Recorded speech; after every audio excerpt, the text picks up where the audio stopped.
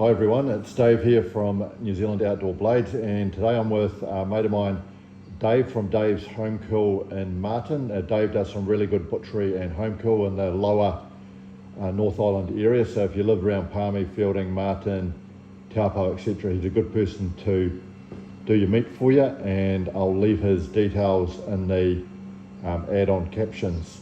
But Dave, just for the audience, noting that I've got some subscribers from the United States and all over the place, you're obviously a butcher, homekill expert, spends pretty much all day killing and cutting up various types of animals, cattle, beef, sheep. Can you just tell us please what sort of knives that you use and what you've got there?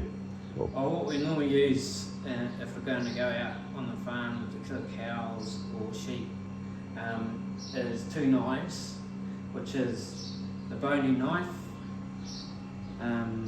It's got a curved bony knife, they call it. You can use a straight bony knife, but I use curved bony knives.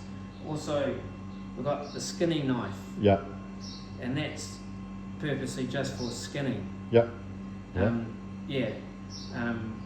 And then once it's finished with that, you go to a steak knife, and that's only for steak knives. Steak knives, it's just for cutting on through the meat. But with a skinning knife, reason why it goes like, you can use it like that so it won't cut. Where with a bony knife, if you're going to use it for skinning, it's going to cut you. Yeah, okay. So the skinning's got that much smoother blade there. Yes. Just to aid to take the skin off, literally, and then the boning's for your more precise, taking the meat off the bone. Yeah. Cool. And then the steak knife is for your main. Yeah, it's just the steak knife is just when it's all been boned out, and you've got to cut it into steaks or schnitzel. That's all that's used for. Oh, cool. And so what brand knives are those, Dave? Victorinox. Victorinox, yep. Yep. You can get there's Swibo, there's Vickery, there's Eka. But I, as a rule, I use Victorinox. I find them really good, but it's up to the individual what they choose. End of the day. Cool. And roughly how much would those knives cost each, do you know, Dave? In New Zealand dollars, Yeah, I got this from Farmlands. That was about $86. Yeah, these are New Zealand dollars? Yeah. And these are about, I think they're about $45 to $50. Yeah. And then your steak knives is around about 160 to 180 approximately. Yeah. Cool, that's pretty economical. And what sort of steel do they use, Dave? Well, these 101 steels you use, but the finer the better. Yeah. Don't use a rough steel because it takes the edge off. Yeah. If you can get a second-hand steel that's already been used, that's even better because it's taking all the rough parts off the steel. Okay. That's a sharpening steel. Thanks for that. And what about the steel on the blades? What do you know? What sort of, that's a stainless steel, is it? Yeah, it's hardened stainless steel. Yeah, cool. And I understand, or do these ones take a sort of hold at edge very well, Dave, or you have to keep on sharpening them when you're butchering? The Victorinox, they use these ones in Vickery and the freezing works. They hold at edge okay. If you really want to get something that holds the edge, you're better off to get a custom-made knife. Yeah. Because and get them to sharpen it, and you only need to sharpen it once in a blue moon. Well, with the Victorinox, I probably do this once a week, maybe twice a week. Yeah. Yeah. It's just a different steel they use.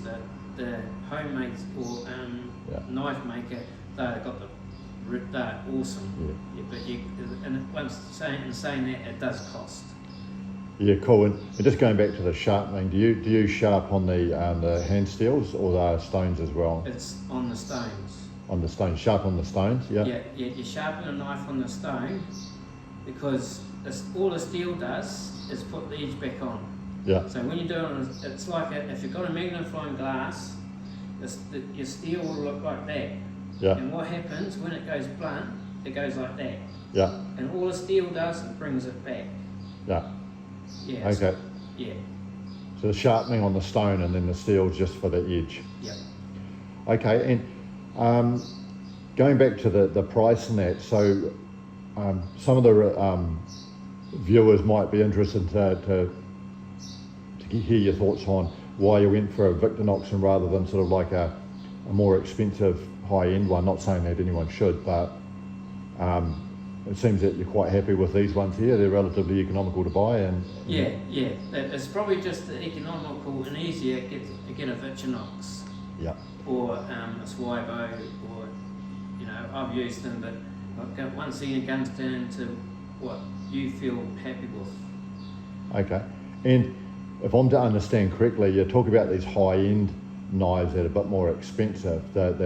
One of the key differences is just the more expensive ones, or especially hardened steel, might stay sharp longer. Yeah.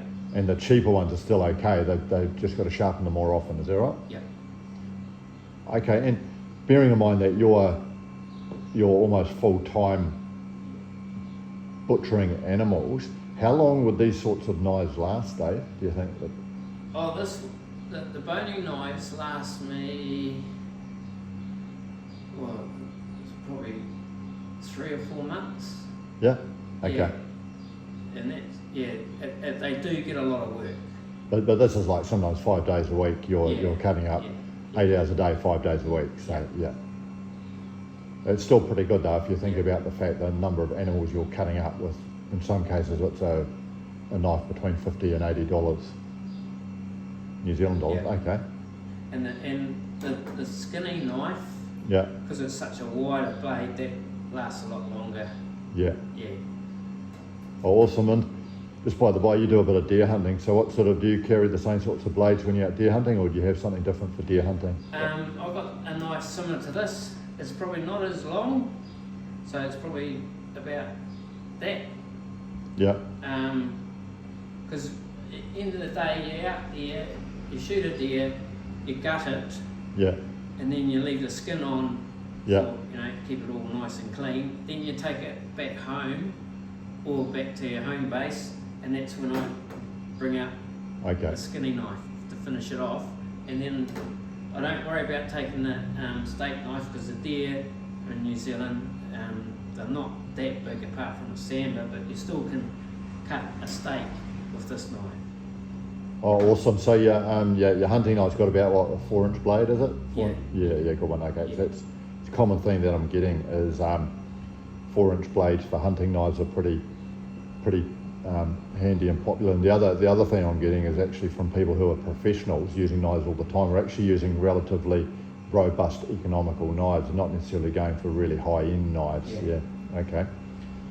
Now that's really cool. Hey, now thank you very much, Dave. I really appreciate your time, and I will highly recommend Dave. He does some great salamis. He's done some home kill for me. A great butcher, great guy, very economical. So again, if you live in the lower North Island of New Zealand, look the guy up, and I'll leave his contact details in the description. And hey, thank you very much, Dave. I'm sure there's going to be a lot of people going to be very interested in this. So thank you, and have a good day. Excellent, thank you.